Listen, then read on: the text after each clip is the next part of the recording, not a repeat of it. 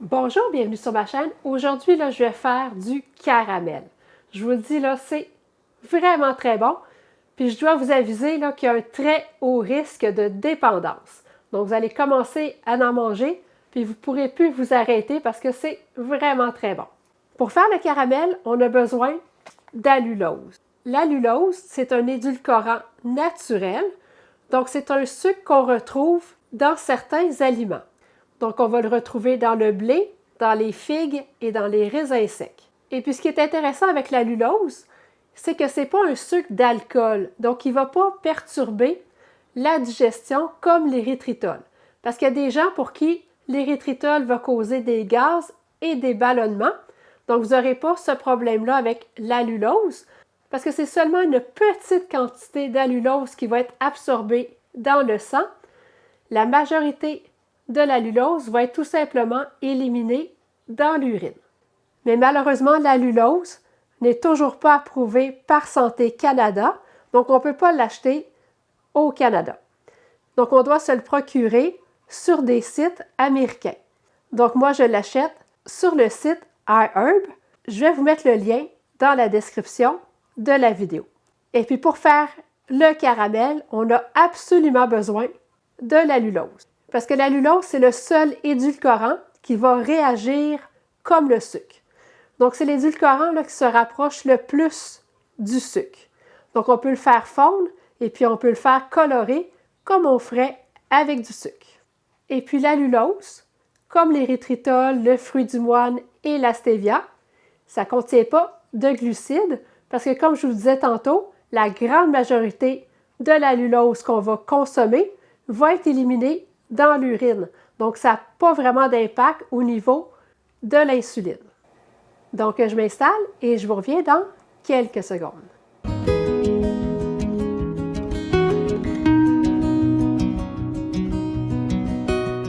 C'est très facile à faire. Ça demande seulement 3 ingrédients. Donc, l'allulose, du beurre et de la crème. Et puis, 4 ingrédients si vous voulez faire un caramel salé. Donc, si vous ajoutez du sel. Donc, dans un petit chaudron, je vais mettre une demi-tasse d'allulose. Et puis, malheureusement, vous devez absolument utiliser l'allulose parce que c'est le seul édulcorant qui, comme le sucre, peut fondre. Ensuite, je vais mettre 3 cuillères à soupe de beurre température pièce. Je vais allumer mon rond à feu moyen doux et puis je vais brasser pour environ 3 minutes.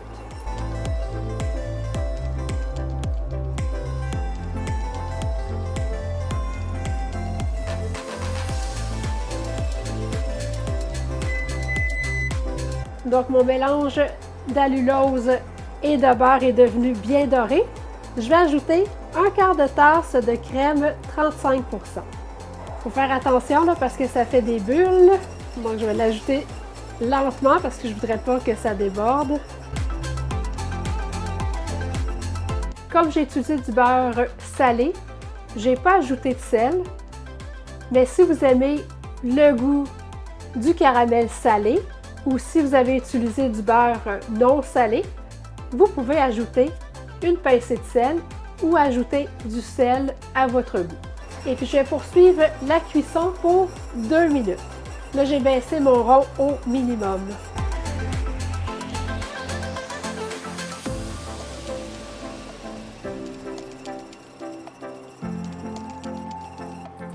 La couleur est vraiment incroyable. Je vais le laisser reposer un peu avant de vous montrer la texture finale. Une fois que le caramel a un peu refroidi, vous pouvez le verser dans un pot. Mais moi, ce que j'aime, c'est le verser dans des moules à chocolat.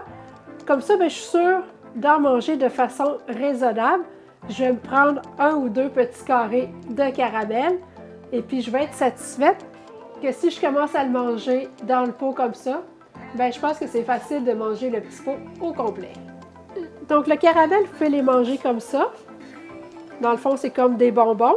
Moi, j'adore ça, mettre le caramel sur une belle crème glacée keto à la vanille ou je m'en sers aussi comme glaçage sur le gâteau 4 quarts à la vanille. Ça, là, c'est vraiment là, très bon aussi. Et puis, pourquoi pas en mettre sur vos toasts le matin. Et puis, mes petits carrés de caramel, je les conserve au congélateur. Si vous préférez les conserver au réfrigérateur, ça va se conserver environ 2 semaines. Mais ça va se conserver au moins 3 mois au congélateur. Je vous montre la texture des caramels après 24 heures au congélateur. Donc le caramel devient un peu plus ferme, mais il faut quand même utiliser une cuillère. Donc il ne se tient pas vraiment là, pour qu'on puisse juste le sortir du moule et puis le manger comme ça. Et puis j'en ai fait au chocolat. J'ai tout simplement fait fondre un peu de chocolat 85% avec de l'huile de coco. Donc j'ai mis une fine couche de chocolat dans le fond du moule. Ensuite, j'ai mis un peu de caramel refroidi. Et puis, j'ai remis une couche de chocolat. C'est vraiment très bon. Donc, ça goûte vraiment le caramel. Et puis, il n'y a aucun arrière-goût. La lulose, c'est un édulcorant qui goûte vraiment là, comme le sucre. Donc, il n'y a pas le petit goût froid comme avec l'érythritol. Donc, on a vraiment l'impression de manger là, un vrai caramel. Comme le nombre de portions va varier selon l'usage que vous allez en faire, je vais vous donner les valeurs nutritives pour la recette au complet. Donc, ça va contenir 55 g de lipides, 2 g de glucides nets et puis 3 g de protéines. Faites-moi un thumbs up, vous avez aimé la vidéo.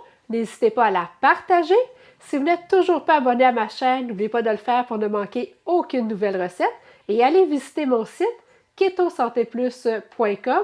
Vous allez y trouver plein de recettes ainsi que toutes les informations nécessaires pour bien débuter l'alimentation cétogène. Vous allez aussi y retrouver les renseignements pour le service de coaching ainsi que tous mes produits préférés pour cuisiner cétogène. Merci et à bientôt!